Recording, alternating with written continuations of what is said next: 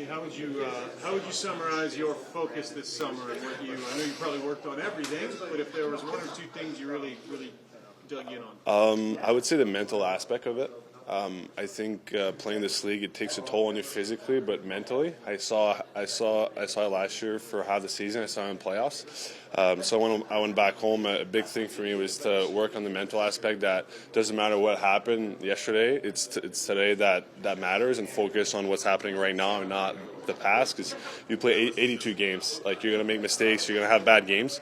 But that I would say that was my major focus. And obviously on the ice, I think my biggest thing was always have my eyes up, so always see what's coming, always know where the forecheck is coming from, know where my players are, where my options are. So I would say those were my main two focuses. That's interesting. How do you simulate that in an off season when you're not kind of in game? We would do a lot. We would work a lot with colored pucks. So let's say my skills coach would put a puck in the corner, and I would have to shoulder check, and depending on what the color of the puck is, that means that let's say red is a rim or yellow is a wheel, and so we kind of try to make it as like I have to look a couple times to make the play and not just skate, take the puck, and make a pass. It's easy to do when you don't have anyone on the ice to do it, right? So we're trying, and we had like added pressure, and we've been my skills coach. I got to give him credit. He's pretty creative, so he's been finding some pretty cool ways to work on my game. And when will you get a sense for how much that's paid off? I think I've seen it a little bit in practices where I feel a little bit more confident because I know what's coming. Obviously, I still have to get used to it and get better at it. But I feel like I'll shoulder check a little bit more, and I'll just to try to make sure I know what's coming. And once you get the puck, you know who's where and who's coming at you, so it makes your decision making a lot easier. Is your motivation different because you went into last summer having played in the NHL? Every other year, it was like I'm trying to get to the NHL, and you got there and obviously enjoyed your time there. How did that change your focus and your approach? Because when you left, you're like, hey, I'm an NHL guy now, and I'm sticking here. So was it an easier summer in a way for you? I wouldn't say it was easier or different. I would say I could say easier in terms of confidence. I felt more confident because I proved myself that I can play here.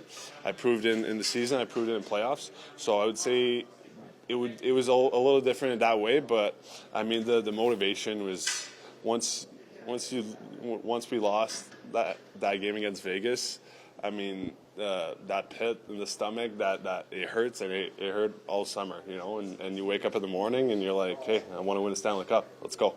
And like that motivation to wake up every morning and tell yourself, hey, I want to win a Stanley Cup.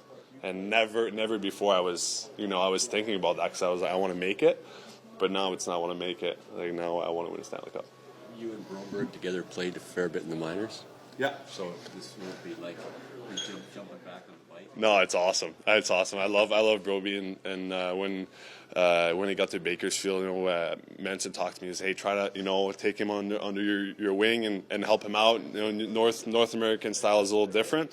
So we were roommates too on the road, so we got pretty close. And last year on the plane we're sitting together. So Broby and I are pretty close. So we're always happy that when we can play together. Was it much different in the playoffs for you as a defenseman than the regular season, where all of a sudden maybe guys were on you? It was a little bit. It was more intense, obviously. A little bit less time with the puck. There's just the nerves. There's just a lot more things going on. A lot more pressure. So it was. I'm very happy I got to go through it, to live it, because again, once I got back in the summer, I felt more confident because I'm like, okay, I proved to myself I can play this level in playoffs at the highest level that this league is at. So I know what I can do. I just got to do it on the ice. That's it. You played against the team that won the Stanley Cup too, so that even reinforces. Yeah, exactly. You talked about after you didn't love your game one against Vegas, of course. Yep. Games 2 to 6, you went on the ice for one goal against. Yep. So how important was that? You talked about working on your mental game all summer, knowing that you know what, hey, a bad game's going to happen. but you can't change it, and you got to bounce back. Yeah. How important was games 2 to 6 for you? It was huge for me, and yes, for the team because I want to help the team win, but for myself, for my confidence to feel good, and after game 1, I had a chat with Woody, and he told me, he's like, hey, we trust you, like we know what you can do. Just trust yourself. We trust you, and just that, the coaching staff taking the time to tell you, it's like, say, hey, just let the pressure go. Just play your game, and then from there, I was just having fun. I would say that all season, I was telling you guys, I'm having fun.